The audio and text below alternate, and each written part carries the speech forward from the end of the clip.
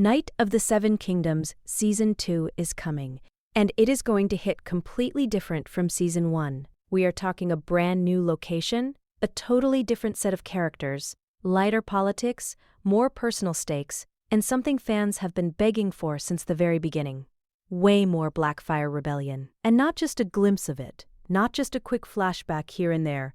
We are talking full deep dives into one of the most chaotic and bloody periods in Targaryen history. Season 2 is shaping up to be something special, and if you thought Season 1 was good, you have no idea what is coming.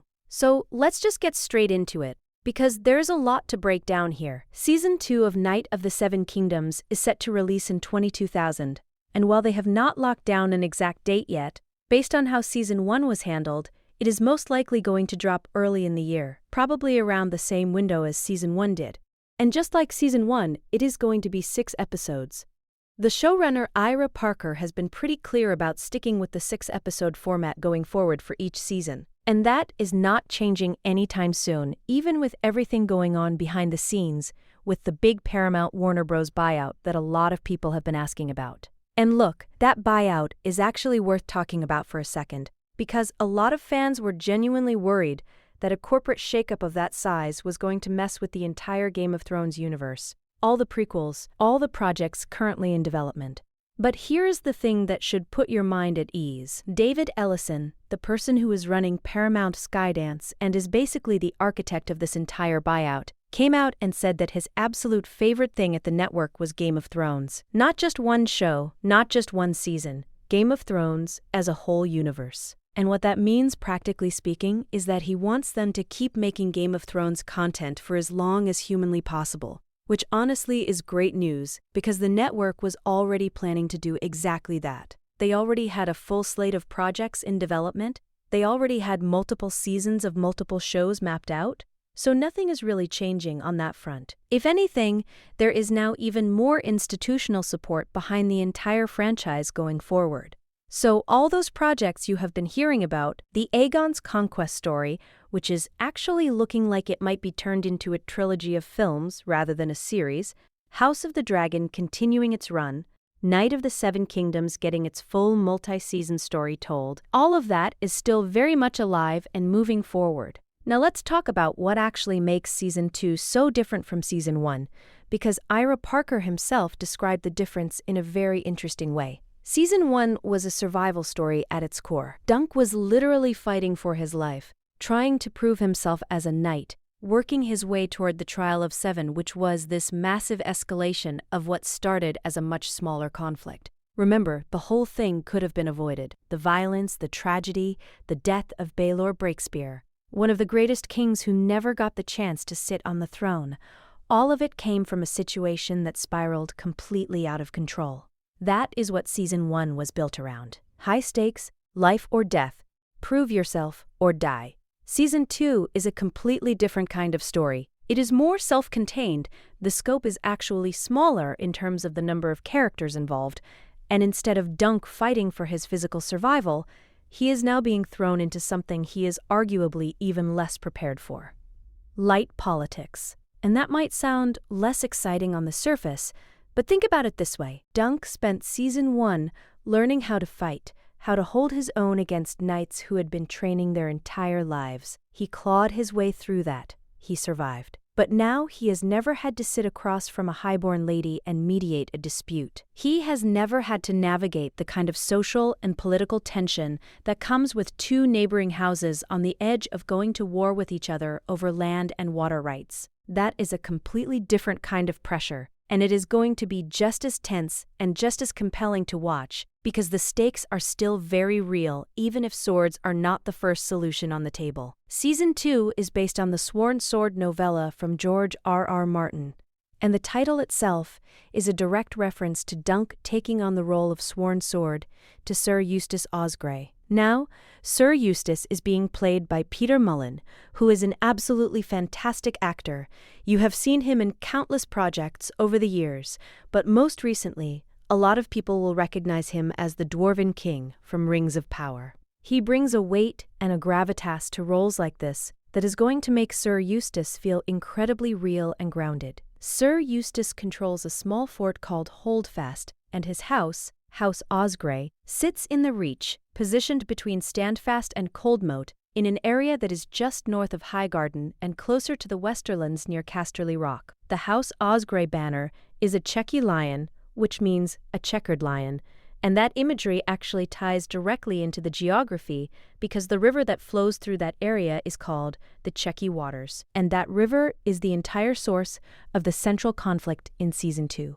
Because on the other side of this dispute is Lady Rohanne Weber, who is being played by Lucy Boynton. She controls Coldmoat, which is a significantly larger territory sitting right next to Holdfast and House Osgrey land. And what Lady Rohanne does, what kicks off the entire central problem of Season 2, is she builds a dam that reroutes the Checky Waters away from Sir Eustace's farmland and redirects it into her own. That one act is what pulls Dunk and Egg directly into the middle of a brewing conflict between two houses, and it is what forces Dunk to step into this role he has absolutely no experience with. He knows how to fight. He does not know how to talk a highborn lady out of a war. And that is what makes the dynamic of Season 2 so fascinating when you really sit with it. Because every single season of this show is designed to throw Dunk and Egg into a completely new environment with completely new challenges that neither of them are fully equipped to handle yet. That is the whole point of following these two characters across this massive stretch of Westerosi history. They are growing, they are learning, they are being shaped by every experience, every conflict, every person they meet along the way. And Season 2 is the moment where Dunk realizes that being a good knight is not just about being able to win a fight. It is about knowing when not to fight. It is about reading a room, understanding what people actually want, underneath all the posturing and the politics, and finding a path through a situation that does not end with bodies on the ground. That is a completely different kind of skill, and watching Dunk fumble through learning it while Egg watches with that quiet, sharp intelligence he has always had is going to be incredibly entertaining. Because Egg understands this world in a way Dunk simply does not yet. He was born into it. He grew up surrounded by exactly this kind of political maneuvering. But he is still a boy, still learning his own lessons, and the two of them navigating this together is what makes every season of this show work on such a deep human level. Now let's talk about the Blackfire Rebellion, because this is the part that is going to absolutely send the fan community into a spiral in the best possible way. People have been asking for a dedicated Blackfire Rebellion television show for a long time now. The appetite for that story has been massive, ever since fans got their first taste of it and realized just how much drama, betrayal, and tragedy is packed into that period of Targaryen history. And while a standalone show has not been confirmed yet, what Season 2 is doing is giving fans something they did not expect. More Blackfire Rebellion content than they have ever gotten before in any season of any Game of Thrones-related project. And this is not just a one-season thing either. This is going to be a thread that runs through the entire Night of the Seven Kingdoms series going forward. Because here is the thing that people need to understand about the timeline of the show. Dunk and Egg are not just living in a period that happens to be close to the Blackfire Rebellions. They are living through them. They are directly involved in the events surrounding them. There are 5 Blackfire Rebellions total across the full timeline, and the characters in this show are present for multiple of them.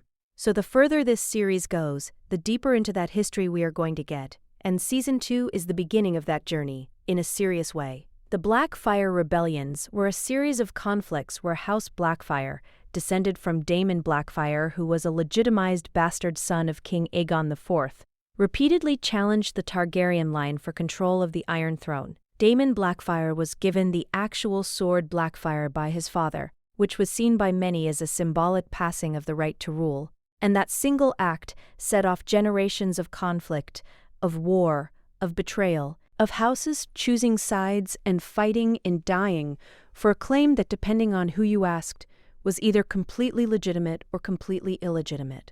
The politics of it, the personal drama of it, the tragedy of brothers fighting brothers, and fathers watching sons die for causes that started before they were even born. All of that is the kind of storytelling that Game of Thrones built its entire reputation on. And Season 2 is going to start pulling that thread in a way that is going to make the back half of the series feel absolutely massive in scope, even while the individual season stories remain tight and personal and focused. What makes all of this work so well in the context of Knight of the Seven Kingdoms specifically is the contrast. You have these small, intimate stories about two people traveling through Westeros, getting into trouble, solving problems, growing up, and then underneath all of that you have this enormous historical current pulling everything toward inevitable catastrophe. Dunk and Egg can mediate a water dispute between two minor houses in the Reach, and that feels like the whole world in the moment. But the audience knows, or is slowly learning, that there is something much bigger coming. That the peace and stability of this period is fragile, that the conflicts they are helping to resolve are small ripples on a surface that is about to be torn apart by waves. That tension between the small and the large, between the personal and the historical, is what elevates this show beyond just being a fun adventure story. It is a tragedy in slow motion, and Season 2 is going to deepen that feeling significantly. And then there is the character work, with Lady Rohanne Weber herself, which deserves its own moment because she is not just an obstacle or an antagonist in the traditional sense. She is a fully realized person with her own pressures, her own reasons, her own history. Lucy Boynton is playing her as a redhead in the series, and everything about how this character has been described suggests that she is going to be one of the most memorable additions to the show. She is sharp, she is politically savvy, she is operating in a world that does not give women like her many options, and she has learned to use every tool available to her to protect what she has built. The dam is not just a petty act of aggression. It is a survival move. And when Dunk comes riding in representing Sir Eustace's interests, he is walking into a situation where the person on the other side of the table is operating on a completely different level than anything he has ever encountered before. That meeting, that dynamic, that clash between Dunk's blunt, honest decency and Rohanne's careful, calculated intelligence is going to be the heart of Season 2, and it is going to be something genuinely special to watch unfold across 6 episodes.